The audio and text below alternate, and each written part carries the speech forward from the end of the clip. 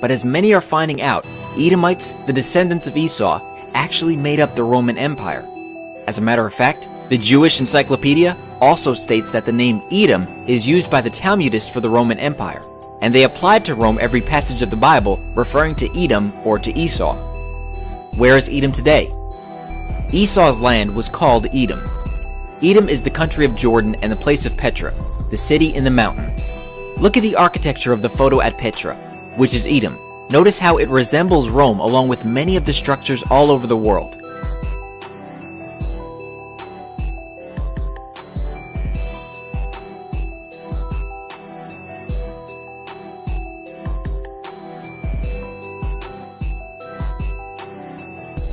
Our sports stadiums resemble the Colosseum. Even modern-day sports are in fact derived from Rome.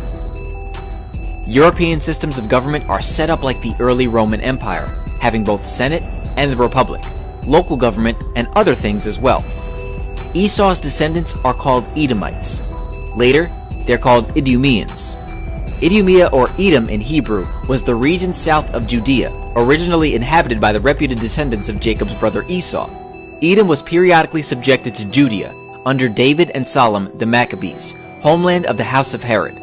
There were no natural boundaries between Idumea and Judea, so the borders were always in flux. According to the Jewish Encyclopedia, 1925 edition, in 163 BC, Judas Maccabeus conquered the Edomite territory for a time. They, the Edomites, were again subdued by John Hyrcanus about 125 BC, by whom they were forced to observe Israelite rites and laws of the Torah. They were then incorporated with the tribe of Judah, and their country was called by the Greeks and Romans Idumea. With Antipater the Idumean began the Idumean dynasty that ruled over Judea till its conquest by the Romans. From this time, the Idumeans ceased to be a separate people. Therefore, Edom later became known as the Roman Empire. With the sacking of Rome by the barbarians came the mingling or spoiling of Esau's seed, thus fulfilling the prophecy of Jeremiah 49:10. But I have made Esau bare. I have uncovered his secret places, and he shall not be able to hide himself. His seed is spoiled, and his brethren and his neighbors, and he is not.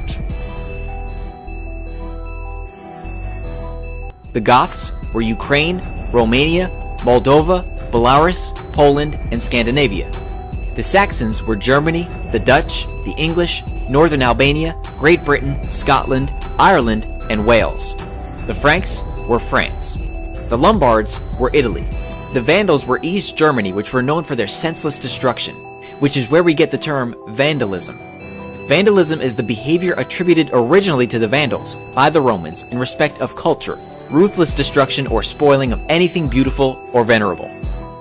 These kingdoms all branched off into other kingdoms such as Canada, America, Caucasus, Siberia, Central Asia, Sweden, Finland, Norway, Ireland, and maybe others.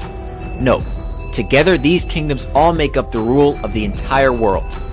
Esau and his kingdoms, Edom, will be ruling at the end of the world, and Jacob will rule afterward in the millennium under the Messiah, Yeshua.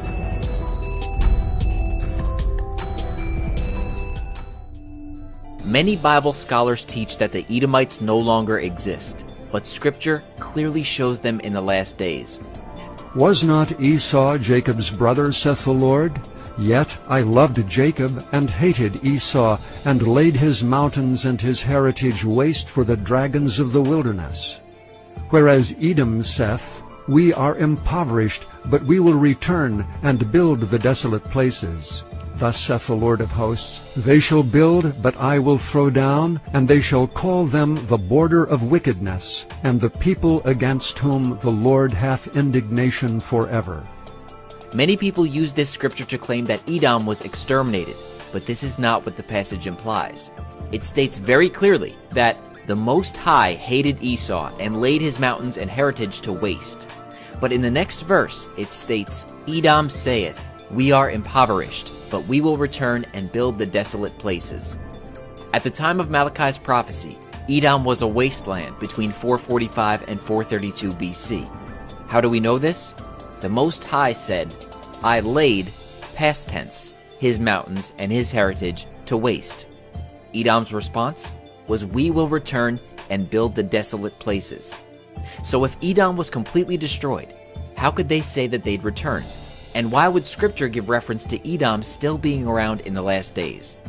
The Most High's response was, "They shall build, but I will throw down."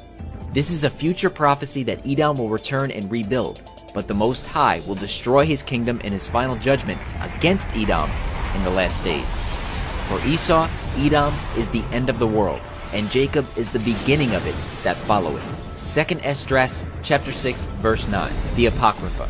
The prophecy in Isaiah chapter 63 verses 1 through 6 confirms that this is indeed what will happen. Who is this that cometh from Edom, with dyed garments from Bozrah? This that is glorious in his apparel, traveling in the greatness of his strength. I that speak in righteousness, mighty to save. Wherefore art thou red in thine apparel, and thy garments like him that treadeth in the wine fat?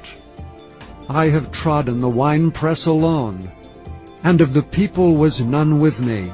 For I will tread them in my anger, and trample them in my fury, and their blood shall be sprinkled upon my garments, and I will stain all my raiment. For the day of vengeance is in mine heart, and the year of my redeemed is come.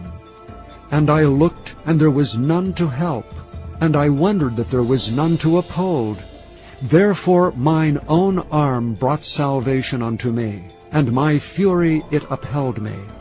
And I will tread down the people in mine anger, and make them drunk in my fury, and I will bring down their strength to the earth. When the Messiah returns, where does he go, and what does he do? He goes to every place where the descendants of Esau, the Edomites, have set up their kingdoms, and slaughters them for their perpetual violence against Jacob. He treads the winepress, and his wrath is accomplished. Further proof is in the book of Daniel, which states that in the future,